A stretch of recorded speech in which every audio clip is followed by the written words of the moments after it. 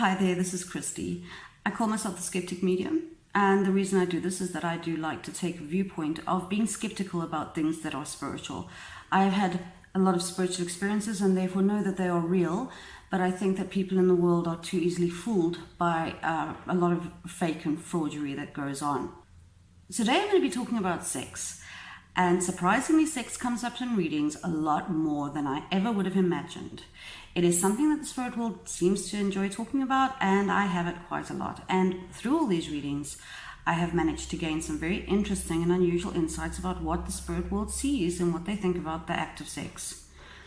So going to the question of the morality issue, as in we are taught that sex is only good inside of a marriage between a man and a woman. Is this the way that God or the spirit world sees it? The answer is absolutely and definitely not. That is absolutely not how they see it.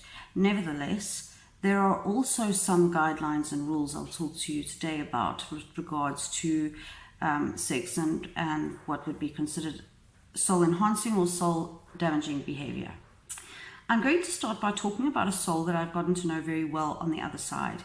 He is the soulmate of a good friend of mine who has crossed over. He was not with her in life, she never knew him, but he is like her guardian now. And because of his advancement as a spirit, he is able to give me insights about sex in a way that has blown my mind, actually, quite honestly, a lot of the time. Being aware that I am a single woman, I come from a place of I don't like cheating, I want a guy that's going to be faithful to me, I don't like sleeping around. So I have my own personal views about sex and my agenda about it. But Spirit's view is always a little bit of a different take on things. Anyway, this man, this soul that passed over, I like to call him James, that's just the name I give him. He was a psychiatrist and he tells me he lived in Canada, died somewhere in the 80s or 90s, and had a long-term marriage, by all accounts a very happy one. He loved his wife dearly, but he was not fulfilled sexually in his marriage, and he had numerous extramarital affairs throughout the marriage. Now, you would think that he would talk about this in a regretful way, but he doesn't. And the reason that he doesn't talk about it regretfully is that he did not hurt anyone. Being an advanced soul, he was able to do things in a way that was ordered and wise. And so he had a choice to make to end the marriage so that he could get the sexual fulfillment elsewhere, or stay in a perfectly good marriage with a woman that he loved dearly and find a way that he could get the sex he needed without destroying his family, breaking his children's hearts, and keeping the family unit together. And so when he had these affairs, he would choose very carefully the person that he would have the affair with. The woman would know that his wife was his priority, that there was no intention of ever leaving his wife for anybody else. And essentially, very little hurt was created through this system that he had.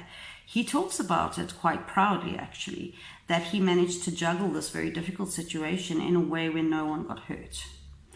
And that is the big key thing here. When we start hurting other people, we are going into soul-damaging territory. This is when we're starting to go backwards. So that was a great insight, very unusual way of seeing things, different way of looking at things.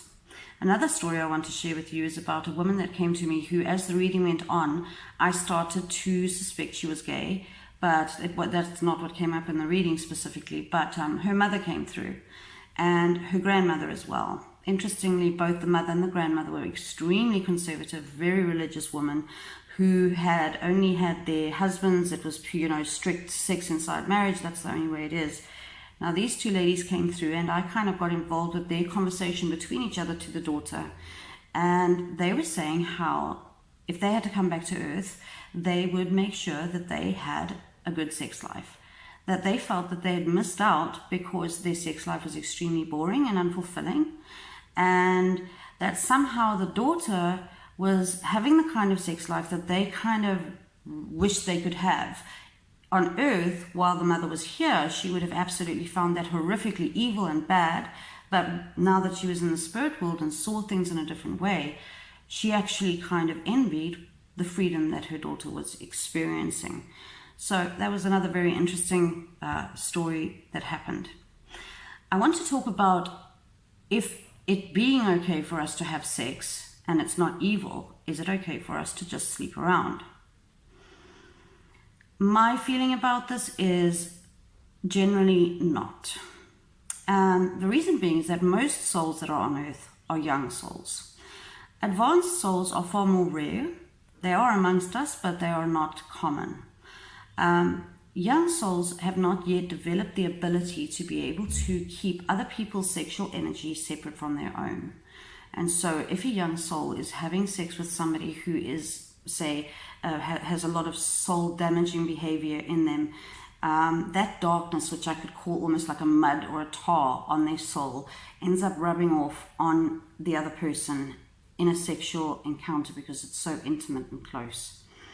And this is where I feel there is quite a danger, is that you end up carrying their mud inadvertently that you don't want. The only way that you can know if you're an advanced or young soul is really to either have hypnosis or do a reading with me where we can try to find out the age of your soul. Please understand that being a young soul does not make you worse or weaker. It's just an age. It's just a state that you are in. I'm a relatively young soul, and I'm really okay with that. The spirit world is always very, very practical. Everything that they talk about is just in practical, logical, reasonable terms. And of course, if you're going to go and sleep around, you are opening up the possibility that you're going to hurt people around you. You're going to hurt your spouse if you're cheating. You're going to hurt your children. You may be getting involved with things that are illegal. You may be getting involved with things that are harmful. You could get diseases. So everything in moderation. One of the big things about Earth that we came here to do was to master these intense appetites that we have for food, for sex, for alcohol. We have these things that give us these highs, these euphoric states, and that is an absolutely known part of our existence here on Earth. And we have come here to learn to enjoy it, but also to master it. When we start becoming a slave to our passions, we are no longer in control. We are no longer learning. We are simply slaves to our own desires. That's not where we want to be going. If you're looking at wanting to learn and develop, you will need to be starting to get some control, or be trying to get some control over your appetites. Easier said than done. And please don't think that I'm speaking here as somebody who has it all figured out and I've got the perfect plan. I don't. This is just what we're striving to do. We don't get it right always.